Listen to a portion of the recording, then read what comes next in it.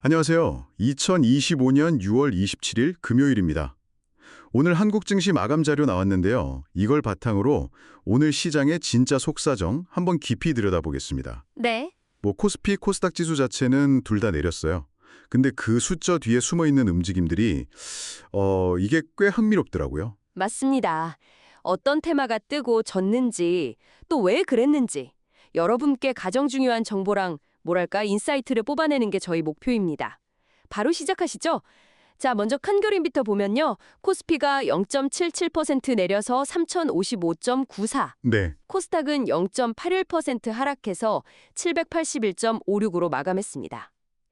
최근에 좀 올랐다 싶으니까 이게 이익 실현하려는 움직임? 그렇죠. 차익 실현 매물이 좀 나온 것 같네요. 네, 맞습니다. 특히 그 외국인 투자자들이 양시장에서 그러니까 코스피, 코스닥 둘 다 해서 3거래일 연속으로 팔았어요. 이게 하락을 좀 이끌었죠. 3일 연속이요? 네. 코스피에서만 봐도 8,500억 원 넘게 순매도했는데요. 아시겠지만 순매도라는 건 산 것보다 판 게 훨씬 많았다는 뜻입니다. 아하. 그래도 다행히 개인 투자자분들하고 기관들이 좀 하주면서 낙폭을 어느 정도는 막아줬습니다. 그럼 오늘 좀 특히 어려웠던 분야 어디였을까요? 아무래도 그 미국 쪽에서 자동차 부품 관세 확대할 수 있다는 우려가 나오면서 현대차나 기아 같은 우리나라 대표 자동차 주식들이 좀 힘을 못 썼습니다. 이게 단순히 관세 하나 문제라기보다는 좀 더 넓게 봐서 보호무역주의 같은 게 글로벌 공급망에 영향을 줄 수 있다는 그런 불안감을 약간 건드린 측면이 있죠. 그렇군요. 네. 그리고 또 LG에너지솔루션, 삼성 SDI 같은 배터리 관련주들, 그리고 네이버, 카카오 같은 인터넷 대표주들도 좀 약했고요. 아, 인터넷주도요? 네. SK 하이닉스 역시 최근에 좀 올랐었잖아요. 그래서 차익 실현 매물이 나오면서 같이 좀 하락했습니다. 알겠습니다. 자, 그런데 이런 하락장 분위기 속에서도 눈에 띄게 오른 분야들이 있었단 말이죠. 여기서부터가 정말 흥미로운데요. 네네. 특히 그 원자력 발전소 해체 관련주들 아주 강했죠. 그렇습니다. 이게 결정적이었는데 원자력 안전위원회가 고리 1호기 해체를 최종 승인했다는 소식이 딱 나오면서 관련주들이 움직였어요. 아, 드디어 승인이 났군요. 네. 1972년에 건설 허가받고 거의 53년 만의 일인데 해체에만 예산이 1조 원 넘게 들어갈 예정입니다. 1조요. 와. 네. 근데 이게 단순히 예산 규모 때문만은 아니고요. 더 중요한 건 그 방사능 위험 때문에 사람이 직접 작업하기 어려운 부분들이 많잖아요. 그렇죠. 당연히. 그래서 로봇 기술 활용 가능성이 크게 부각된 겁니다. 위드텍, 휴림 로봇 같은 관련주들이 그래서 급등했는데 이게 우리나라에서 처음 시도되는 대규모 원전 해체 작업이다 보니까요. 그 처음이죠, 이게. 네, 로봇 기술의 어떤 중요한 시험 대자, 또 앞으로 세계 시장에서 우리 기술력을 보여줄 기회가 될 수 있다는 기대감이 반영된 거죠. 예전에 체르노빌 사고 처리 때처럼 로봇 역할이 중요할 거라는 전망이고요. 아, 정부 정책 방향이 이렇게 바로 시장의 승자를 만들어내는군요. 비슷한 맥락에서 보면 또 다른 정부 정책 이슈가 시장을 움직였던데요.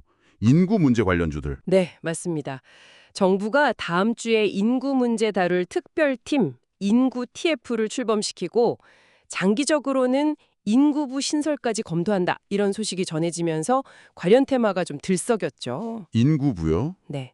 그래서 특히 유아용품이나 관련 서비스 기업들, 흔히 엔젤 산업이라고 부르는 주식들이 강세를 보였습니다. 오로라는 상한가까지 갔고요. 상한가요? 와. 네, 아가방 컴퍼니 같은 종목들도 같이 올랐습니다. 이게 저출산 고령화라는 우리 사회의 큰 숙제가 주식시장 테마로 바로 연결된 그런 사례죠. 그러네요. 그 외에도 또 눈에 띄는 움직임이 있었나요? 네, 몇 가지 더 있었는데요. 그 골드만삭스에서 구리 가격 전망을 올렸어요. 그래서 일진전기 같은 전선이나 전력설비 관련주들이 주목을 좀 받았고요. 구리 가격이요? 네. 또 나토 회원국들이 방위비를 늘리기로 합의했다는 소식에 비츠로테크 같은 방위산업 관련주들도 상승세를 탔습니다. 방산주도 움직였군요. 그리고 기업 지배구조 개선 관련해서 상법 개정안 처리 기대감 때문에 코오롱 같은 일부 지주회사 주가도 좀 올랐고요. 음. 개별 기업 이슈로는 고려아연이 경영권 분쟁 가능성이 다시 좀 나오면서 6% 넘게 올랐고 KT는 2분기 실적이 괜찮을 거다 이런 전망에 힘입어서 상승했습니다. 와, 진짜 다양한데요. 아까 보니까 ABO는 1조 8천억 원 규모 기술 이전 계약 소식, 그게 계속 영향을 주면서 상한가를 갔고, 네, 그 이슈가 컸죠. 디어유도 실적 개선이랑 중국 QQ 뮤직 서비스 출시 기대감에 16% 넘게 급등했더라고요.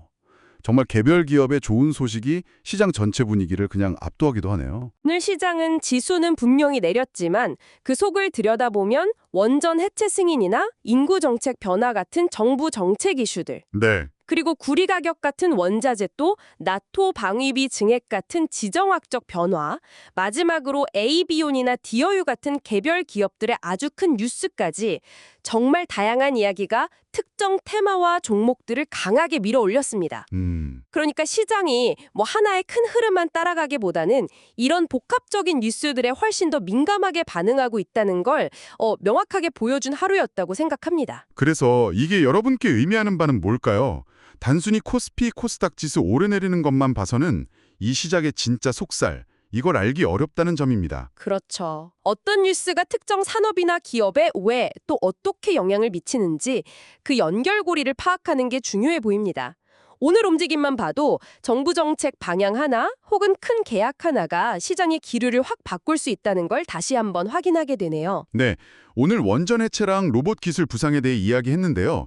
여기서 한 걸음 더 나아가서 이런 질문을 한번 던져볼 수 있을 것 같습니다. 네, 어떤 질문이죠? 안전이나 환경 문제 때문에 사람이 직접 하기 힘든 고유함 작업들, 이걸 기계가 대신해야 할 필요성은 앞으로 점점 더 커질 텐데요. 그럴 수밖에 없겠죠. 그렇다면 원전 해체 분야 말고 앞으로 또 어떤 산업 분야에서 이런 로봇이나 자동화 기술이 우리의 예상보다 훨씬 빠르게 핵심적인 역할을 하게 될까요?